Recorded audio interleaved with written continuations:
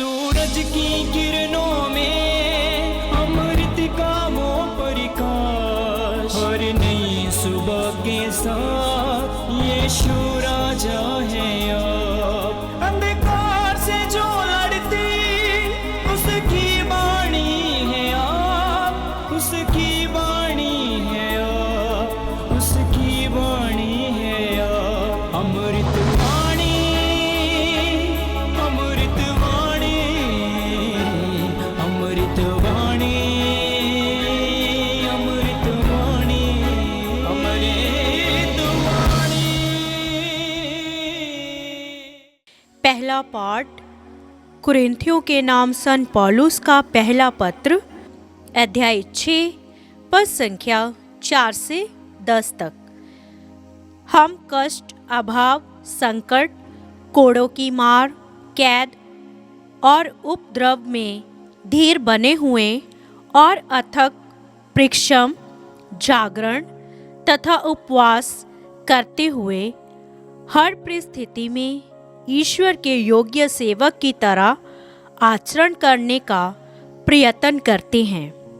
हमारी सिफारिश यह है, निर्दोष जीवन, अंतर्दृष्टि, सहनशीलता, मिलनसारी, पवित्र आत्मा की वरदान, निष्कपट प्रेम, सत्य का प्रचार, ईश्वर का सामर्थ्य। हम दाहिने और बाएं हाथ में धार्मिकता की शस्त्र लिए संघर्ष करते रहते हैं। सम्मान तथा अपमान, प्रशंसा तथा निंदा, यह सब हमारे भाग्य में है।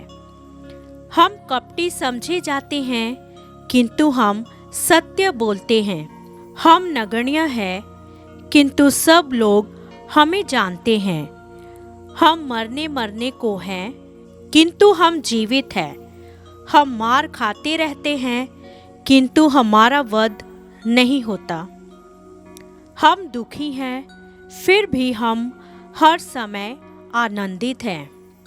हम दरिद्र हैं, फिर भी हम बहुतों को संपन्न करते हैं।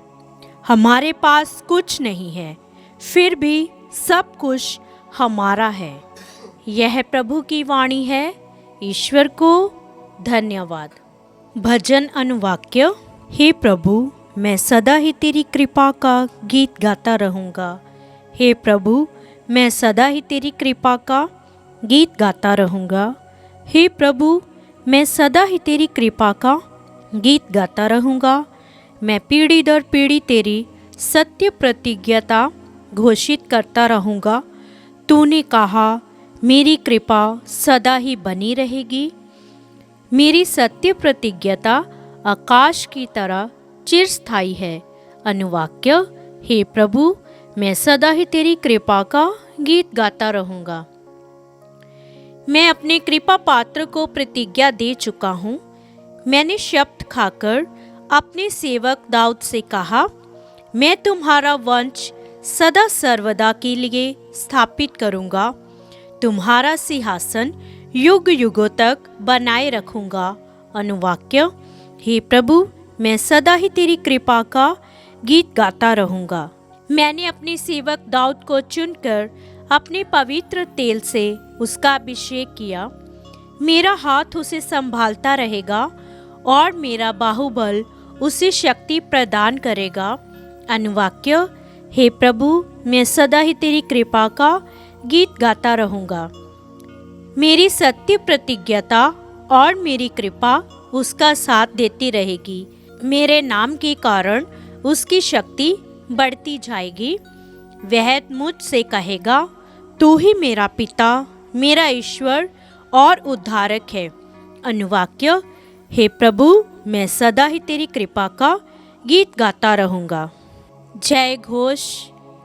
यदि मसीह के नाम के कारण आप लोगों का अपमान किया जाए तो अपने को धन्य समझिए, क्योंकि यह इसका प्रमाण है कि ईश्वर का महिमामय आत्मा आप पर छाया रहता है।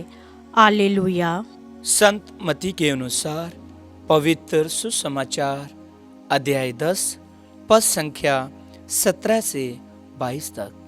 यीशु ने अपने प्रेरितों से कहा, मनुष्यों से सावधान रहो, वह तुम्हें अदालतों के हवाले कर देंगे और अपने सभागृह में तुम्हें कोड़े लगाएंगे।